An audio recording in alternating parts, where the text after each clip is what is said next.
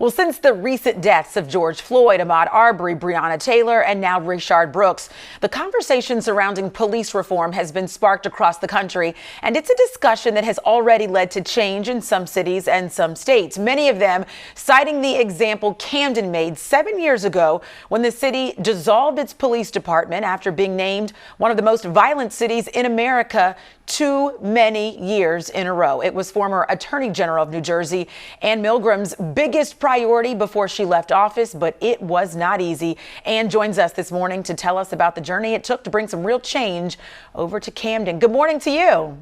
Good morning.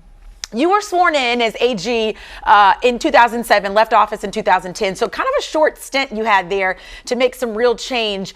I think you told us it was during ride-alongs when you started noticing some of the issues in Camden. Talk more about that.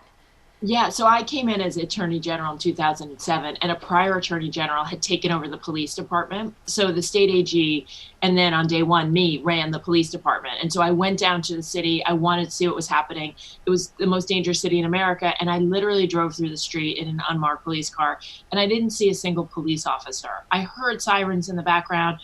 There was one car that went flying by me on one of the sort of highways, like the main roads going through Camden, but there were just no officers on the street. And it just felt like in the most dangerous city in America, exactly the opposite of what anyone would have expected to see.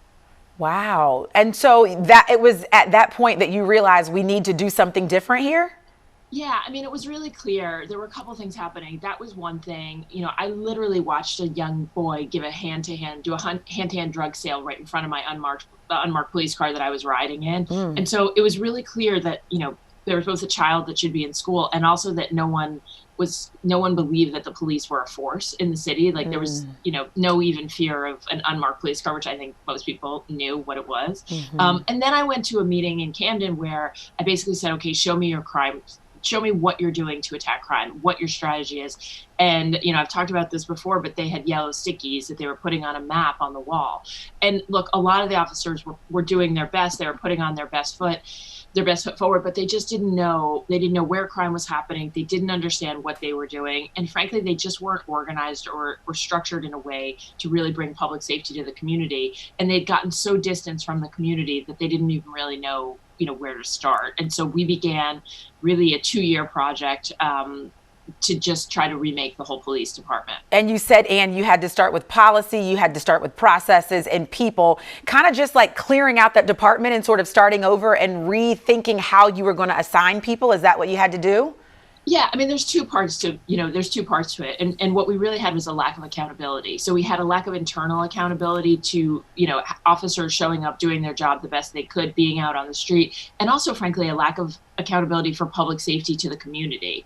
And so we did a lot of violent crime initiatives. We did things to try to reduce violent crime. We closed open air drug markets. We looked to actively prosecute the people who were committing the small but important number of people who commit a lot of the violence. And then we went through and looked at, you know, why were there so many officers sitting behind their desks? Why were there so many people on sick leave?